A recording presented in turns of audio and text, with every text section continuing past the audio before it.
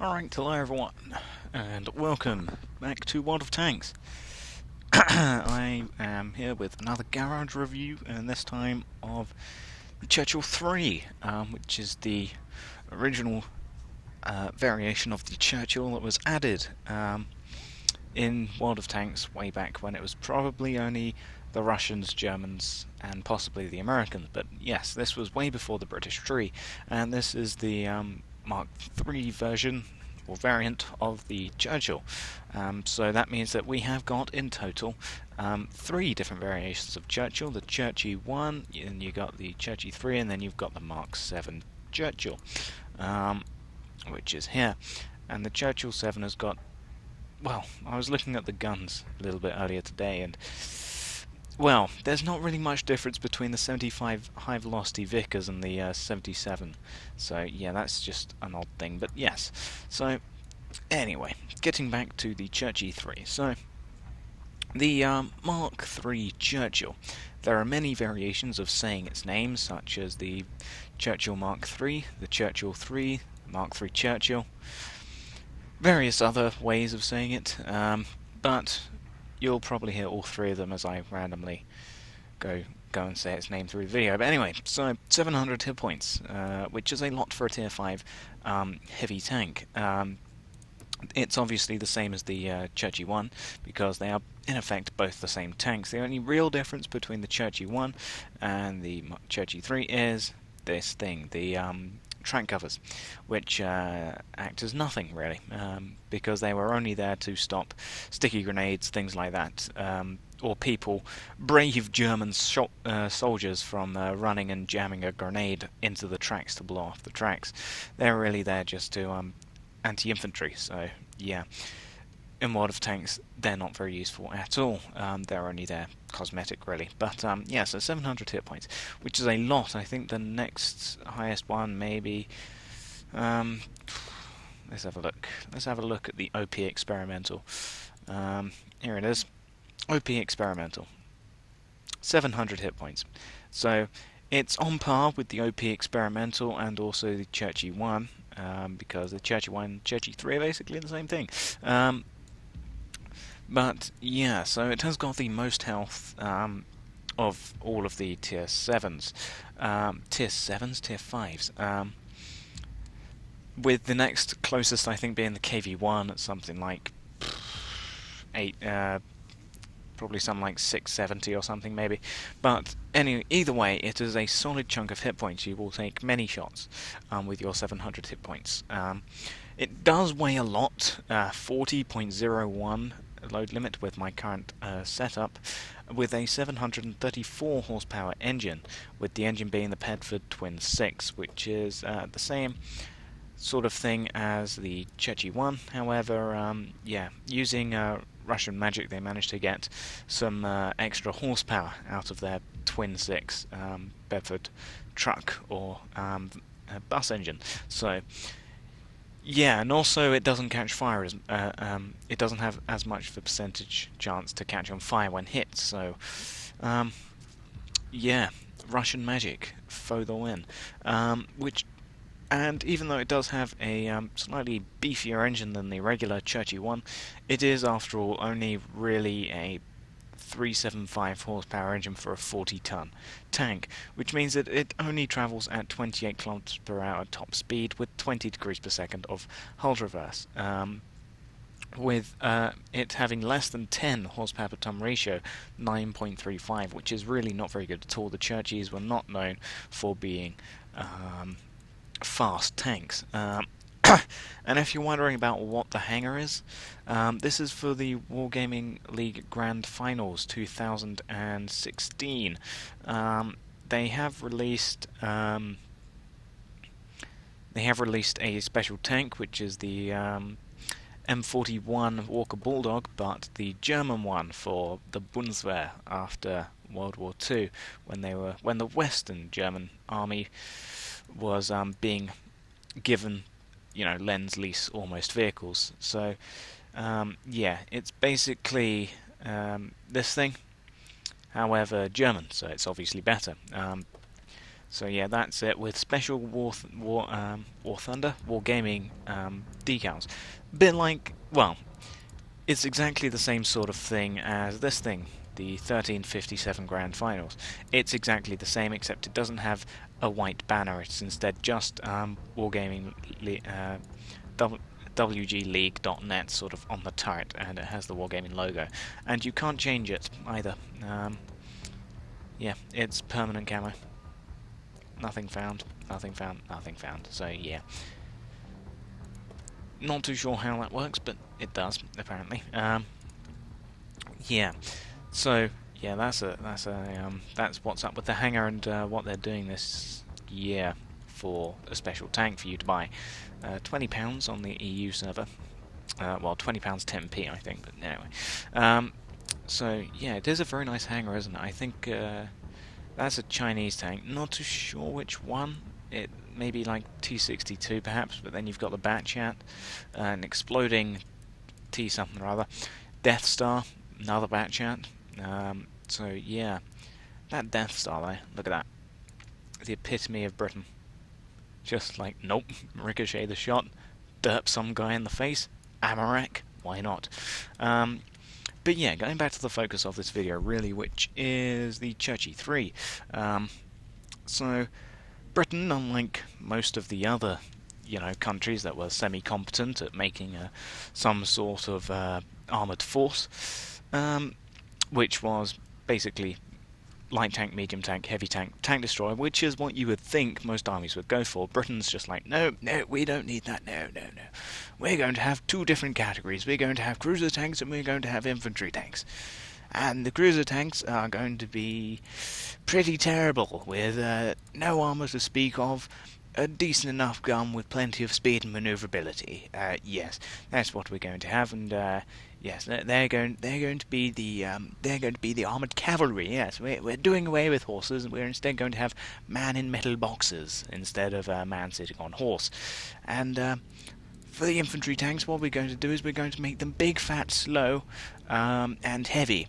And they're going to have semi-competent guns that are able to fire a plentiful amount of high explosive, and they're going to be slow enough to keep up with the infantry that are sort of lagging behind, complaining about what the cook was cooking yesterday. So yes, that's what we're going to do. No, we don't need light tanks. No, don't need heavies. Don't need mediums. No. We're going to combine lights and mediums into one, and we're going to keep heavies as they are. Yes, that's a good idea. And so that's what they did. And the Churchill III is a very successful tank. Yeah, because comparing it to the Churchill 1, Churchill 1 basically the same thing. Churchill 1 slightly slower, slightly better traverse, and it has got a worse horsepower per ton ratio. And yeah, like I keep saying, the only real difference between this tank and this tank is the track guards, which means that the Churchill 1 will possibly have its tracks blown off more frequently than the Churchill 3, just because the tracks sort of run across the top, as they do with the Churchill 3. However, after the Churchill 2, Britain decided that they didn't want, people being able to easily throw grenades and disable Churchills by just throwing them onto the top of the tracks. So instead they just put these track guards here to stop that from happening. They had like 5mm sheets of standard aluminium or something, tinfoil, they could have used, and it would have worked exactly the same way. It just stops the grenades from blowing off the tracks. So, yeah. But yeah, so it's pretty slow, has a very terrible traverse speed. I mean, the Jagdtiger 88 traverses quicker than that, and the Jagdtiger 88 is not a very mobile machine. However, the armour for the Churchill 3 is very good, at least from the front. With the turret, it has got exactly the same weakness as the Churchill 1. However, the Churchill 3, 176 at the front of the hull, which is very good, unless you actually look at it, in which case the machine gun there, that's a big weak spot, and the driver's viewport, that's a massive weak spot. Other than that, yep, very strong armour. So about 1/4 of the front of the hull is 176, the rest of it not so much. And the only difference between that and this is that this has got slightly better at the front by 1mm. However, once again, it still retains the usual weak spots of the driver's viewport, and this thing is a 3-inch howitzer, which is mounted in the hull, got away with in the Mark III variant. So that's why the Churchill Mark III has got a base machine gun in the hull instead of a 3-inch howitzer. So, yeah. And of course, you've then got the howitzer aiming, thing for the aimer to use. Aim, yes. But yeah, so that's that's that. As for the sides of the hull, 76 at the side of the hull and 50 at the rear. So yeah, with angling, you will definitely do very well. Churchill is once again a very strong machine, and Churchill 1 slightly worse hull side armor, 63 with 50 at the rear. Obviously the rear armor is not particularly that good. A tier 2, perhaps tier 3 could penetrate it, so yeah. However, angling from the side, like so, will definitely increase your chances of ricochets and you surviving. However, people aren't going to shoot at you. Aren't going to shoot at your hull. Oh no, they're going to shoot at your turret, because although the hull looks very strong and is very angular, the front of the turret is only 88mm thick, 88 at the side and 76 at the rear, and that's a trend which happens with the Churchill 1, because if you look, the Churchill 1 has got exactly the same turret. Turret Churchill 3, and here just turret Churchill 3 again. They are exactly the same. 88, 88, 76, 88, 88, 76, 34, 34, 350, 350, 7500, 7500. So they're exactly the same turret. So, yeah. Once you've fully upgraded your Churchill 1, it will be, in effect, a Churchill 3 just without the track guards. And with a 76 Vickers in the... 75, Vickers in the front of the hull instead of... front of the turret instead of a 6-pounder. But then again, you can fit a 6-pounder and just go all the way with a Churchill 3. You'll do exactly the same thing. They are, in effect, the same tank. One's just premium and one isn't. One's in the Russian tree or one isn't. That's the only real difference between them. And getting towards differences, this is the gun that the Churchill 3 uses. It's the 6-pounder Mark V. QF standing for quick fire, so it's the quick fire 6-pounder Mark V. 57mm, 26.25 rounds per minute, which is very, very good. With gun rammer, 100% crew, I have got it down to 1.97 gun reload time, which is very, very quick, and it's very, very good because you won't do 75 damage per shot. You do have 110 penetration, which is adequate enough for tier 5. This does get premium matchmaking, so it does only see tier 6s. So yeah, you'll only see tier 6s, and 110 penetration is enough for tier 5s at least. 180mm penetration with APCR. You do not get high explosive, even though the 6-pounder could shoot high explosive, which is why they sort of fitted it to destroy emplacements that the infantry it was covering would be able to advance through those now destroyed emplacements. But here in World of Tanks, no high explosive for you. Therefore, it does 75 across the board. 0.43 dispersion at 100 meters, which is... it's not very good, really. 0.43, that is terrible accuracy. The aiming time, though, 2.3 seconds is alright, that's decent, that's pretty standard. And it only weighs 450 kilograms. And looking at the Churchill 1, obviously the Churchill 1 gets a better gun, which is the 75mm Vickers high velocity gun. However, comparing the Churchill 1's 6-pounder to the Churchill 3's 6-pounder, they are exactly the same guns. Both of them are quick-fire 6-pounder gun Mark V's, both 57mm. Hang on a minute. Right, there you go, sorry about that, but yeah. So, this Churchill 1 has got slightly better rate of fire on its own 6-pounder, 27.27 compared to the 26.25. Exactly the same penetration with APCR. It actually gets the option to fire high explosive, which is something that the Russian tank doesn't for some strange reason, don't know why. And therefore it does do 100 damage with high explosive, but 30mm you'll rarely do 100 damage. And even if you do, it's only 100 damage, you're never going to one-shot anything, so yeah. But it still does 75 damage. It has got better dispersion and aiming time with 0.41 and 1.9 respectively, which is well, is a very good aiming time. However, the dispersion is still lacking. Yeah, my Steam, god damn it, Steam. So yeah, that's the gun. It's an alright gun. There are worse guns that have been mounted to tanks. Panzer 2D. But yeah, so the turret traverses at 34 degrees per second, which is very good. That's well, not really very good, but compared to the hull traverse, that's very good. It's all right. It's enough. If you turn the hull and the gun, if somebody's like circle strafing you, then you will probably be able to keep up with them. 350 meters view range, 570 signal range. The view range is pretty standard, and the signal range is standard for the, well, Russian vehicles, and really the British vehicles. Let's get up a German vehicle here. I don't actually have a German vehicle at tier 5. Of course I don't. But yeah, out of my own tier 5s, that's pretty good signal range. Let me go to the German tech tree here. There you go. Tier 5, let's get up. Well, the VK is the only... What do they have? They have the Fug 12. 710. Yep, the Germans do love their signal range to expand over France, obviously.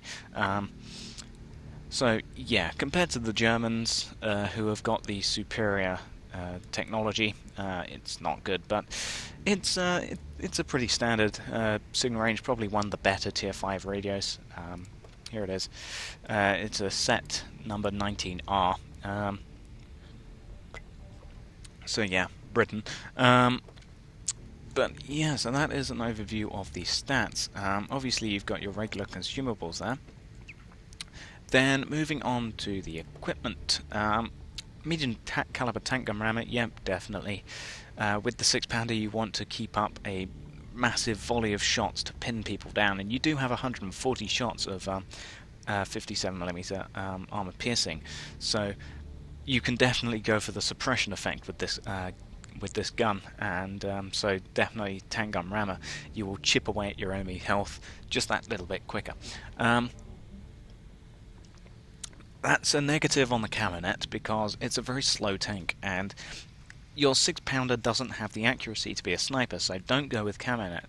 Wet Amarak, if your Amarak keeps getting damaged, then you could do. Binos, same thing with the Caminet, you're not a sniper, don't do it. You should never really stop in the Churchill III. Coated optics, I just put on there because I couldn't really think of much else to put on there. Gun lane drive, because it takes 2.3 seconds to aim, and I've got my reload time down to 1.97, so my reload time is beating my aim time. So I went with enhanced gun lane drive to prevent that. It sort of helps, but then again sort of doesn't. So you could go with that if you want. Coated optics is always useful. Heavy spawn earner you could do with angling, and the front of your tank is very well armoured. However, sides and rear, it's up to you really. Toolbox is always useful, and so is improved vents. Now, the difference between the Churchill III's crew and the Churchill I's crew, they do not change in crew number. They both have got a crew of 5, 3 in the turret, 2 in the front of the hull. However, the difference being that the Churchill III's crew has only got 1 gunner, which means that everyone's spread out with one specialisation per crew member. The Churchill III, on the other hand, they've taken 2 gunners because there's this thing. There is the 3-inch howitzer mounted in the front of the hull of the Churchill I, therefore they've counted an extra gunner. It's like the M3 Lee. They need the 6 crew, which is why you have got 2 gunners but yet only 1 the guns work, because they've counted a gunner for the 37mm anti-tank gun in the top turret of the M3 Lee. Same with the Grant. So therefore you've got 2 gunners, but yet your commander is also your radio operator. Explain to me how that works. But yeah, so that means only 1 specialization per crew member, which means that you don't have to be so careful as to what you choose. So with my commander here going with 6th Sense, because 6th Sense is always useful. Eagle Eye, definitely, also always useful. Jack of all trades is something that you could do. Recon is always useful, and Mentor I don't really see the point in. And then of course you've got your common skills. As for my gunner, I am going with Deadeye because 1 shot every 2 seconds, getting lots and lots of module damage every 2 seconds is going to be useful. It's going to be very funny as well, so Deadeye is always useful. Snapshot, if people are circle strafing you, will definitely help. However, you yourself are not going to be circle strafing anything in a Churchill, and if you're trying to, what is your problem, man? So yeah, don't bother with Snapshot. Armourer, if your gun keeps getting damaged, it's not very accurate to begin with, but sure, if you want and you don't want to use a repair kit on it, then sure. Designate target, yeah, that's the same as 1 extra shot on them, which could be the difference between life or death, kill or no kill. So yeah, designate target will definitely help with your 6-pounder. Then of course you've got your common skills there. And moving on to the driver, I am going with clutch braking because 20 degrees per second of hull reverse really is terrible, so clutch braking will definitely help with that, make your Churchill slightly more manoeuvrable. After that, off-road driving, definitely going to help you, so that over soft and moderately soft ground, your Churchill won't slow down and be more unmanoeuvrable than it already is, so definitely off-road driving. Controlled impact, people aren't going to really ram Churchills, and you're not going to get enough speed up to ram them anyway, so don't bother with controlled impact. Preventive maintenance, in case you keep getting set on fire, then sure. Smooth ride, improve accuracy whilst firing the move. Once again, 6-pounder, not very accurate on this tank, so maybe hold off on that. Then you've got your radio operator.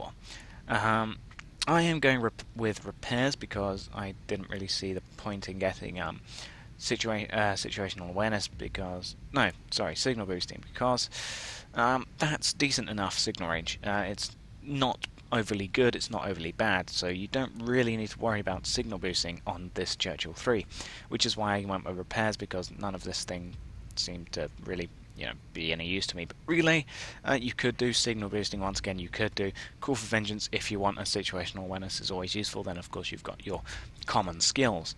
And then finally for the loader,